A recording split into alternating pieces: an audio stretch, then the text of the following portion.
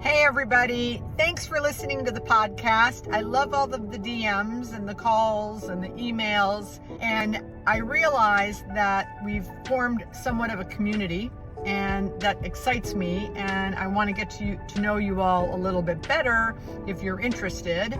So I've created something called the Owners Forum. We will meet once a month for 90 minutes and talk about challenges you're having at your properties. We can talk about trends. I'll give you my input, things that are going on down here in South Florida or what I'm seeing around the country.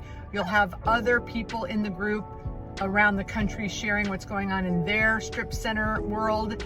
And we'll do it for about 6 months and we'll see how it is. I did something like this during COVID. It was very needed, very much needed, and really productive. So if you're interested, we'll put the details in the links below. And our first call is in July. So join the group if you're interested, and I'll see you on the first call. Hi, this is Beth Azor, and this is my podcast, I Own a Shopping Center, Now What?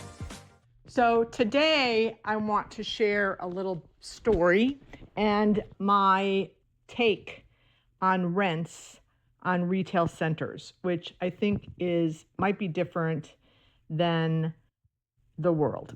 So here we go. So on Facebook, I saw a post yesterday. I think that the person is a residential realtor. I'm not 100% sure. I haven't gone back to kind of delve in to see what she does for a living, but based on her comment, this is what I think. And she wrote how frustrated she was and angry that commercial real estate agents don't post rents on Crexy. And she was pretty rude and just said, how hard could it be?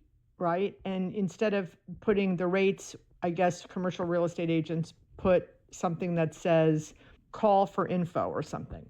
So I had to respond. So I wrote and said, as a retail commercial real estate agent, in retail, rents vary based on use, size, visibility, location in the shopping center, term of the lease, credit or local, and parking availability.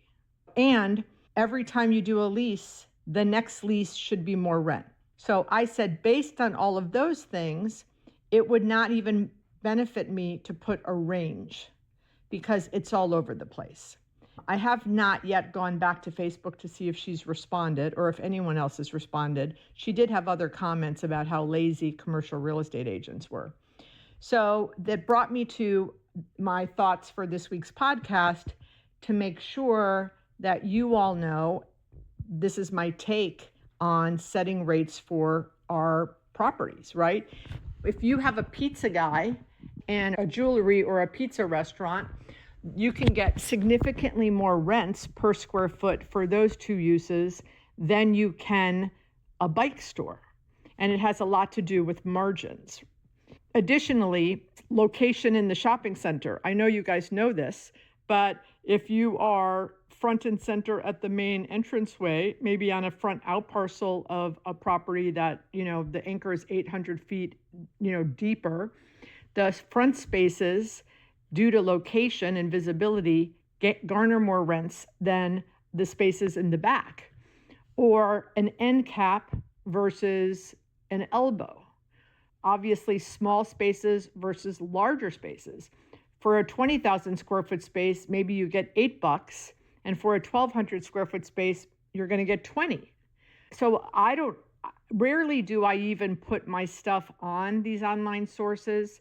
Somehow they find their way onto them without me giving them information, which how interesting is that? So if I'm not giving them information, then how accurate do you think it is, which is what I feel about most of the online sources. Crexy did sponsor my women's investment event last year. And for the first time ever, I did subscribe to Crexy because I felt it was a, you pat my back, I'll pat your back situation. So I signed up for a couple $100 a month. But I also definitely did not put the rental rates on my shopping centers on the Crexy site for all of those reasons. Early on in my training business, one of the guy who actually is currently my main investment partner, he hired me to train his quote unquote leasing agent, who was quote unquote the developer construction assistant. And when he bought the property after the developer built it and he purchased it, he inherited her. And obviously she wasn't going to be a developer's assistant any longer. So he made her into a leasing agent. And on our first meeting, I said, okay, let's go through all of, your boss's properties. He had 4 at the time. He had a specialty downtown center. He had a strip center on a main road. He had a 2-story center with office space on the 2nd floor. He had all kinds of different properties. And I said, okay, let's go through each center and talk about rents. What are you charging for each space in the center? And she said 23. And I said, no, I want to know each property, each space. She said 23.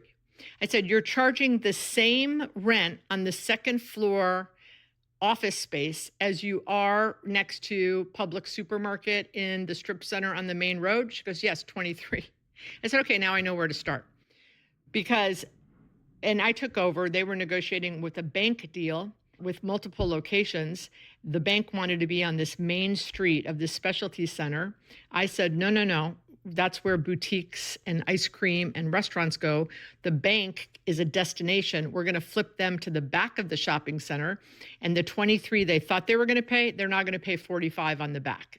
And we did that deal, and the rest is history, which is why the guy invests with me to this day.